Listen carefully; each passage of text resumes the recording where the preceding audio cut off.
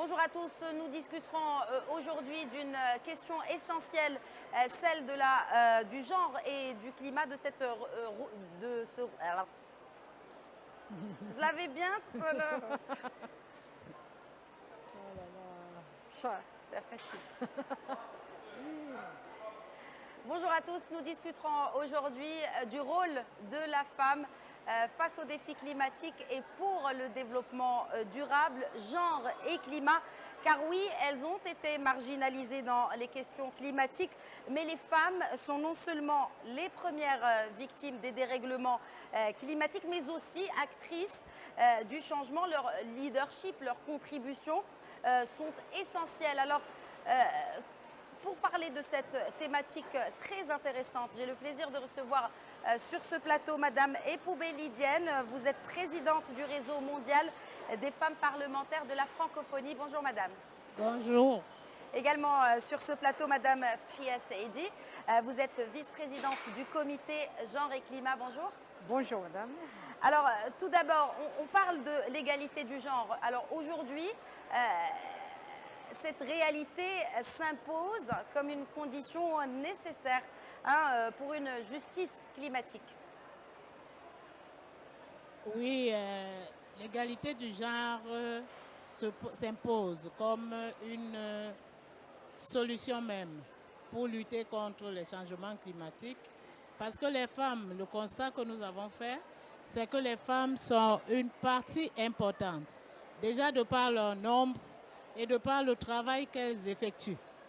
Elles sont, en matière d'agriculture par exemple, les plus nombreuses, bien que leur travail ne soit pas reconnu, parce que n'ayant pas de terre à leur disposition, mais elles sont celles qui travaillent le plus.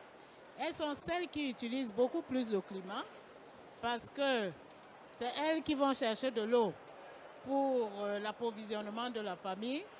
C'est elles qui utilisent le bois de chauffe pour préparer les repas pour la famille. On n'est pas sans ignorer que la plupart, surtout en Afrique subsaharienne, utilisent encore le bois pour la préparation de leurs aliments.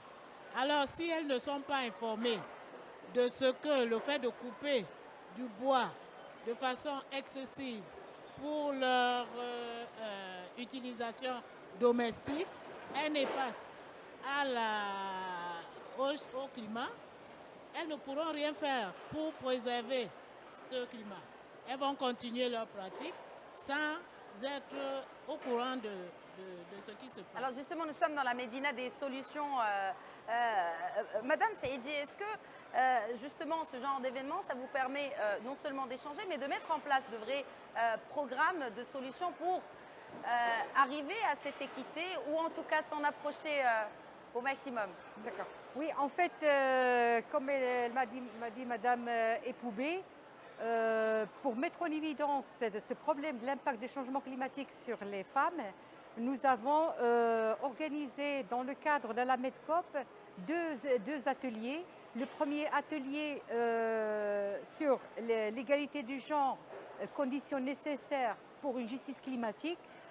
Lors de cet atelier, nous avons posé la problématique, justement on a discuté de la problématique de la femme pour l'accès aux ressources, pour les droits, pour le problème de l'approche genre dans les conventions, notamment celle de la COP 21. Oui.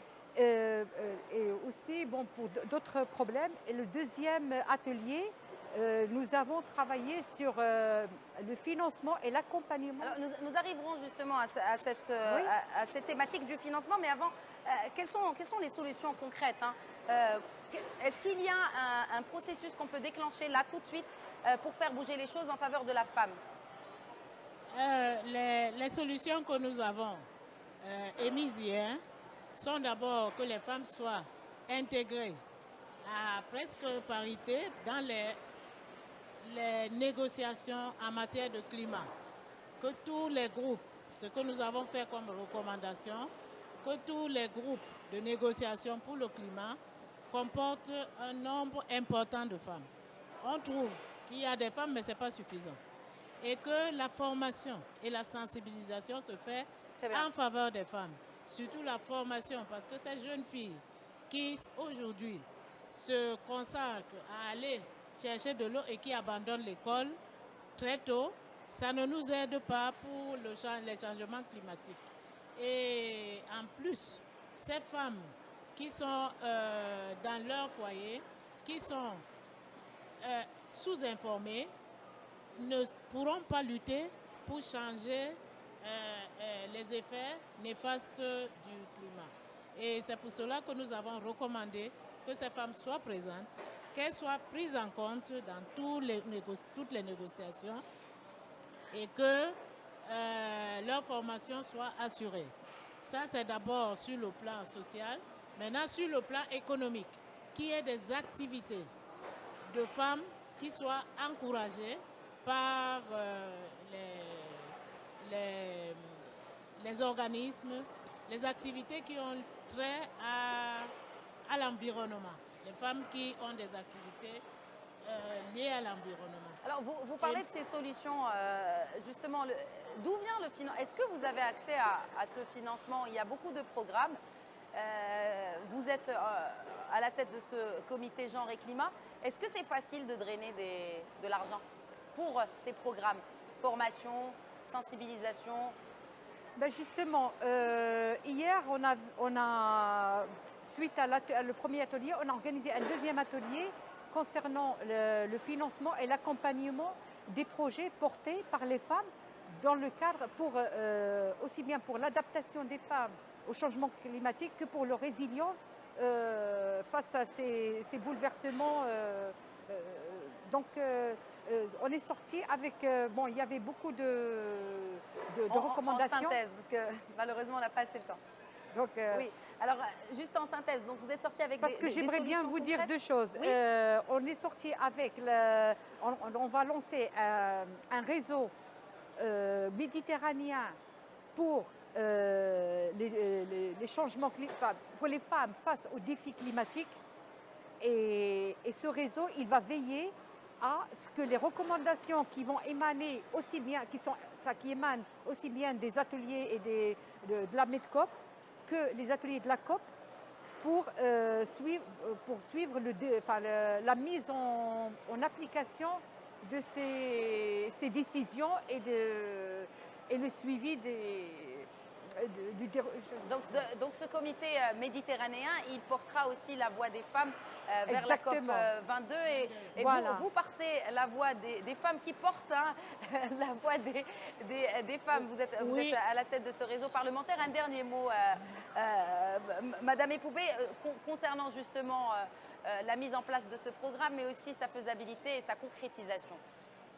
Oui, le programme que nous avons, les recommandations que nous avons fait tant au point financier, sur le volet financier, que sur le volet même formation et autres, nous allons veiller, chacune de nous, à cette MEDCOP. On s'est retrouvés, il y avait beaucoup de compétences. Et moi, comme présidente du réseau des femmes parlementaires, le réseau des femmes parlementaires de la francophonie, c'est des femmes venues de plus de 80 pays et qui se retrouvent dans tous les continents. Oui. Nous faisons déjà une activité de sensibilisation. Au niveau du réseau, nous avons, avant la MEDCOP, un rapport que nous étudions sur les changements climatiques. Oui. Et je profite ici pour dire que ce rapport est porté par une Marocaine, Madame Chaker Saïda, qui est rapporteur de notre groupe et qui fait vraiment du bon travail. Et qui finalement qui illustre le rôle du Maroc comme pont entre ce pourtour méditerranéen et son continent, l'Afrique. Je vous remercie, mesdames, pour votre présence sur ce plateau. Merci. Merci à tous. Merci.